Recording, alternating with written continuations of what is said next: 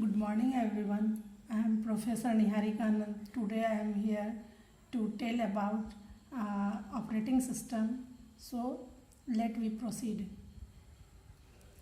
Operating system. An operating system is an interface between user and computer. सबसे पहले हम लोग समझेंगे कि ऑपरेटिंग सिस्टम क्या होता है। ऑपरेटिंग सिस्टम जो है वो इंटरफेस है यूज़र और कंप्यूटर के बीच में। यूज़र और कंप्यूटर का मतलब हो गया यूज़र यानी जो हम लोग कंप्यूटर को ऑपरेट करते हैं, और कंप्यूटर यानी हमारा सिस्टम। हम लोग कंप्यूटर में किसी भी तरह का फंक्शन करना चाहते हैं, उस सारे फंक्शन को हमारा कंप्यूटर हमारे दिए गए इंस्ट्रक्शन कंप्यूटर कैसे फॉलो करता है।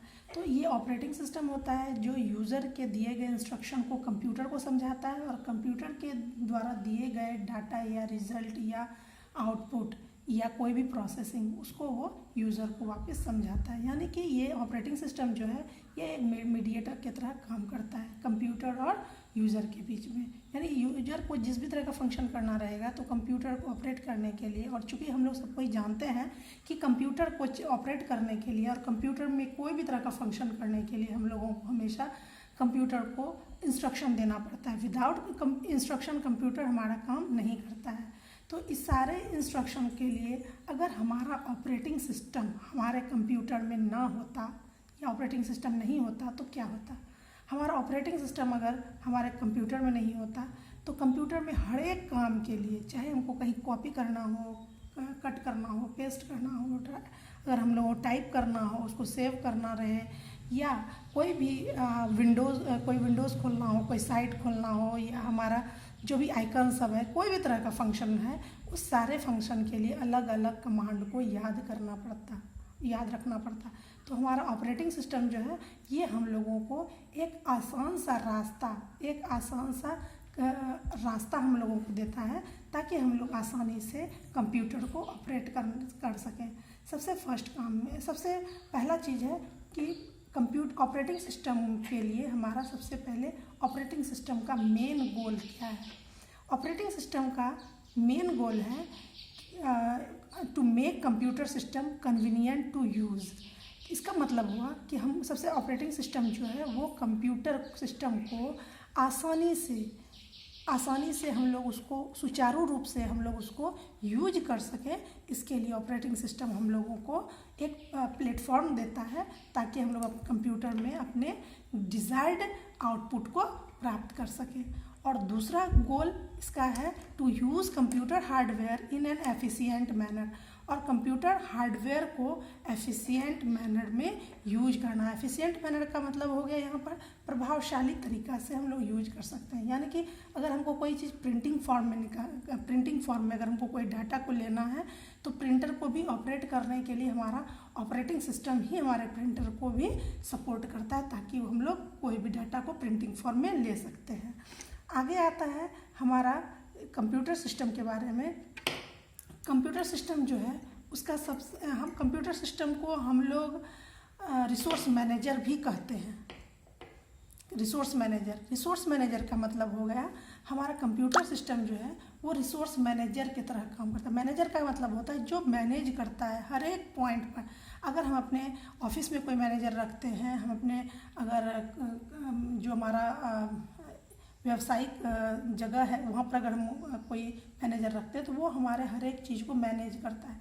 जस्ट उसी तरह से हमारा ऑपरेटिंग सिस्टम भी एक मैनेजर की तरह काम करता है जो रिसोर्स को मैनेज करता है। रिसोर्स का सेंस हो गया जितना भी हमारा input device, output device, memory, सारा चीज़ें उस सारे को ये मैनेज करता है। मैनेज करने का मतलब हो गया कि अगर हम कोई भी डाटा को प्रिंटिंग फॉर्म में नहीं लेना चाह रहे हैं, सिर्फ हम उसको टाइप करके अपने सिस्टम में डालना चाह रहे हैं, तो उस समय में हमारा प्रिंटर एक्टिवेट नहीं होगा।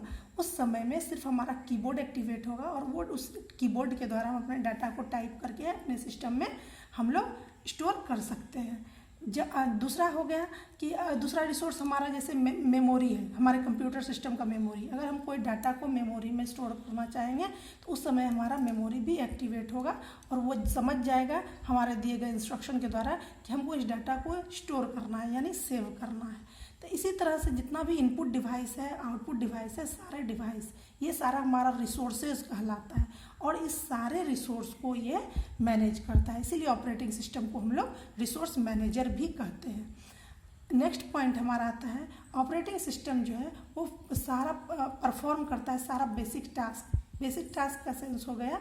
यहाँ कोई भी डाटा अगर हम लोग प्रोसेस कर रहे हैं, प्रोसेसिंग का काम कर रहे हैं, फाइल को मैनेज करना और मेमोरी यानी कि कोई भी डाटा को कंप्यूटर के मेमोरी में स्टोर करना। नेक्स्ट पॉइंट आता है operating system becomes N interface between user and machine. Machine का मतलब यहाँ हमारा सिस्टम से है। ऑपरेटिंग सिस्टम जो है वो यूजर और सिस्टम के बीच में इंटरफेस करवाता है, यानी कि दोनों का बात करवाता है। जैसे अगर हम एक एग्जांपल लेंगे कि अगर कोई 2 पर्सन है, उस 2 पर्सन में से एक पर्सन को इंग्लिश आती है, दूसरे को हिंदी आती है, और हिंदी वाला सिर्फ हिंदी जानता है, इंग्लिश नहीं जानता है, और इंग्लिश वाला सिर्फ इंग्लिश जानता है और हिंदी नहीं जानता है। तो इन दोनों के बीच में अगर हम कम्युनिकेशन चाहते हैं कि ये दोनों पर्सन आपस में कम्युनिकेट करें, तो इन दोनों को कम्युनिकेशन करवाने के लिए हमको बीच में एक मीडिएटर को रखना पड़ता है जो इंग्लिश और हिंदी दोनों भाषा जाने। और जब वो इंग्लिश बोलने वाला पर्सन अगर इंग्लिश में बात करेगा तो वो उसको ट्रांसलेट करके हिंदी वाले को समझाएगा, और हिंदी बोलने वाले पर्सन की सारी बातों को ट्रांसलेट करके इंग्लिश बोलने वाले पर्सन को बताएगा मीडिएटर। जस्ट उसी तरह से हमारा ऑपरेटिंग सिस्टम जो है वो यूज़र के द्वारा दिए गए इंस्ट्रक्शंस, कमांड, ये सारी चीज़ों को हमारे सिस्टम को समझाता है, और सिस्टम के द्वारा दिए गए प्रोसेसिंग या सिस्टम के द्वारा दिए गए आउटपुट को वो हमारा यूज़र को समझाता है। तो ये भी यूज़र और सिस्टम के बीच में ये इंटरफेस करवाता है, यानी मीडिएटर की तरह करता है। नेक्स्ट पॉइंट है हमारा this type of operating system does not interact with the computer directly. ये जो ऑपरेटिंग सिस्टम जो है ये हमारा कंप्यूटर से डायरेक्टली इंटरेक्ट नहीं हो रहा है, नहीं होता है। नेक्स्ट आता है हमारा functions of operating system. Function of operating system. There are some functions of operating system and main functions are first point memory management.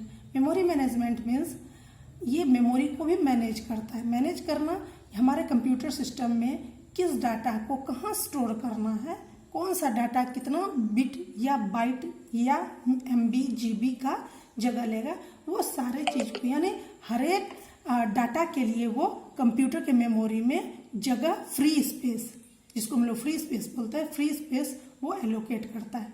दूसरा आता है हमारा point processor management. Processor management चूँकि हमारा कंप्यूटर सिस्टम जो होता है वो मल्टी प्रोसेसर होता है, और मल्टी प्रोसेसर कहने का सेंस हो गया कि हर एक काम के लिए, हर एक प्रोसेस के लिए अलग अलग प्रोसेसर काम करता है, ताकि हमारा काम फास्ट तरीक़ा से हो सके। कभी हम लोग इसमें इंटरनेट में कुछ सर्च करते हैं तो कोई एक साइट खोलते हैं, फिर तुरंत दूसरा साइट खोलते हैं। कभी होता है हम टाइप भी कर रहे हैं और साथ ही साथ हम इधर गाना भी सुन सकते हैं। तो ये सारा चीज़ हो गया हमारा कंप्यूटर का मल्टी प्रोसेसिंग टास्क हो गया ये, यानी हमारे कंप्यूटर सिस्टम में एक से ज़्यादा प्रोसेसर लगा हुआ है और वो सारा प्रोसेसर अपने अपने काम को सही तरीक़ा से कर रहा है। तो हमारा ऑपरेटिंग सिस्टम जो है वो उस प्रोसेसर को भी मैनेज करता है कि किस समय में कौन सा प्रोसेसर किस फंक्शन के लिए एलोकेट किया गया है, उस सारे प्रोसेसर को ये मैनेज करता है। नेक्स्ट आता है हमारा point input output device management. Input output device management का मतलब हो गया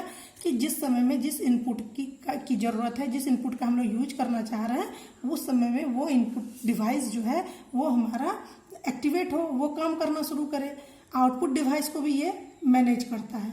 तो यानी इनपुट डिवाइस और आउटपुट डिवाइस दोनों को ये मैनेज करता है। नेक्स्ट आता है फाइल मैनेजमेंट। फाइल मैनेजमेंट का मतलब हो गया कि जो भी इंफॉर्मेशन या डाटा हम लोग फाइल में स्टोर करते हैं, या फाइल के बारे में जो भी इंफॉर्मेशन होता है कि किस तरह से कौन सा फाइल को हम लोग ओपन कर सकते हैं, कैसे खोलते हैं, वो फाइल कब बना है, तो ये यानी फाइल से रिलेटेड, फाइल में किस फाइल में कौन सा डाटा स्टोर है और वो फाइल हमारा कब बना, कब हम लोग उस फाइल को क्रिएट किए हैं, उसमें कितना स्पेस बचा हुआ है, कितना स्पेस का यूज कर लिए, ये सारा चीज़ का इंफॉर्मेशन हमारा ऑपरेटिंग सिस्टम अपने पास रखता है। तो ये सारी मेन फंक्शन है जो एक ऑपरेटिंग सिस्टम के लिए नेसेसरी होता है। Thank you. नेक्स्ट क्लास में हम लोग फिर आगे प्रोसीड करेंगे।